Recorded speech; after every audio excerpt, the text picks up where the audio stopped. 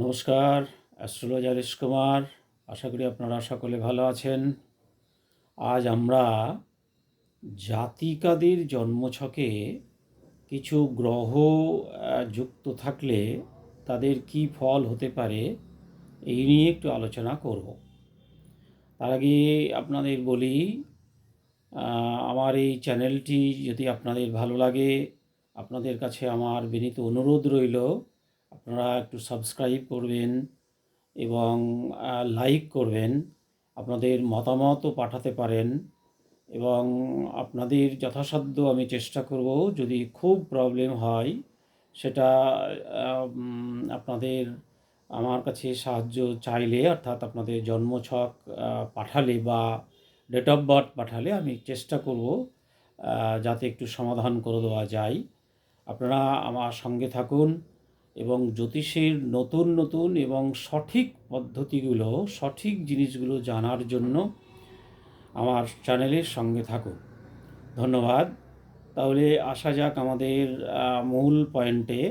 আমরা আজকে আলোচনা করব মেষ রাশি, সিংহ, বৃশ্চিক এবং মীন। এই মেষ, সিংহ, বৃশ্চিক, মীন, এই যে চারটি রাশি, এই চারটি রাশিতে যদি চন্দ্র এবং মঙ্গল থাকে বা জাতিকাদের ছকে, তাহলে সেই জাতিকার ফল কি হবে, অর্থাৎ সেই জাতিকা চন্দ্র মঙ্গলের কি ফল পেতে পারবে, সেই জিনিসটা আমরা একটু দেখব।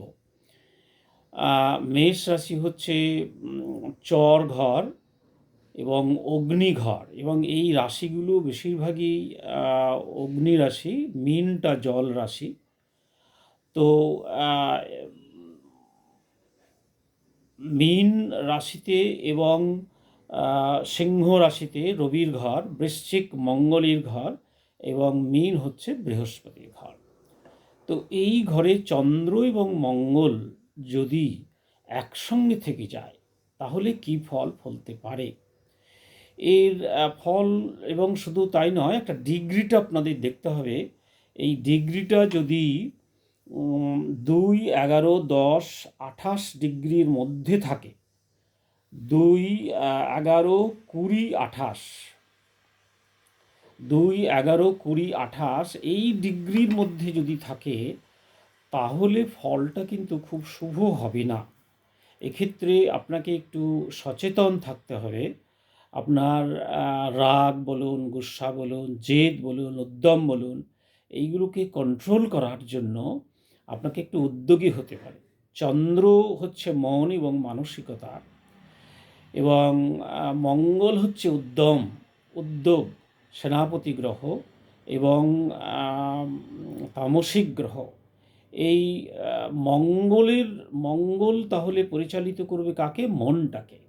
যেহেতু মঙ্গল মনটাকে পরিচালিত করবে, অতএব মঙ্গলের প্রতাপ, মঙ্গলের জেদ, মঙ্গলের অহমিকা, মঙ্গলের যে একটি রাগান্বিত ভাব, সেইটা কিন্তু চন্দ্রের মধ্যে এসে যাবে, অর্থাৎ মনের মধ্যে এসে যাবে।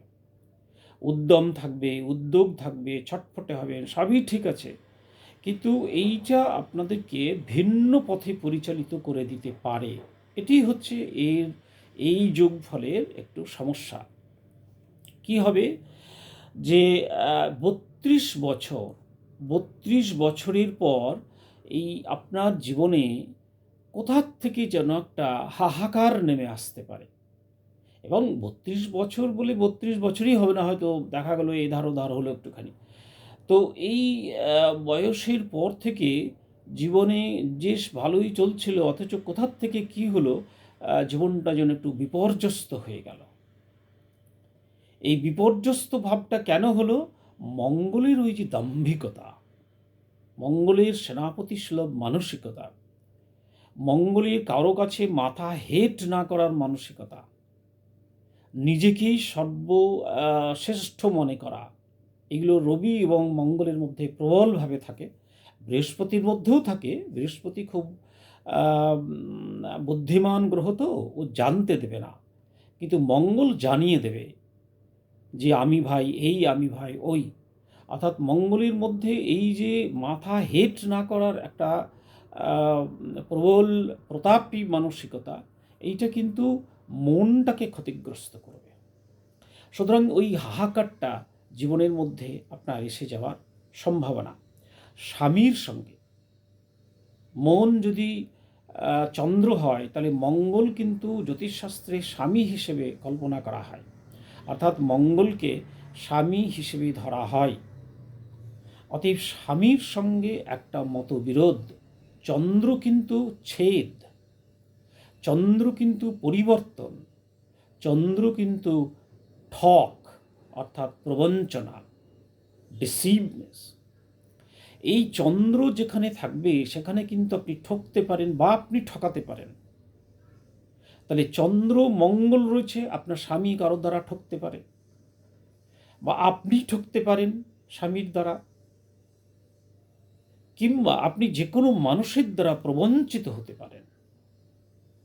এগুলো কিন্তু চন্দ্রের ধর্ম। চন্দ্র আপনাকে যে কোনোভাবেই কিন্তু ঠক দিকে, প্রবঞ্চনার দিকে, বঞ্চনার দিকে নিয়ে যাবে।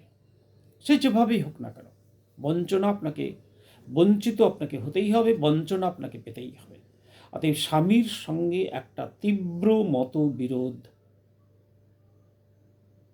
তৈরি হতে পারে, এবং সেই মতবিরোধ যেহেতু চন্দ্র ছেদ, পরিবর্তন, সেই মতবিরোধ কিন্তু স্বামীর সঙ্গে পরিবর্তনের জায়গাটুকু, অর্থাৎ ছেদের জায়গাটায় এনে দিলেও আপনাকে দিয়ে দিতে পারে। অতএব একটু সাবধানে থাকবেন।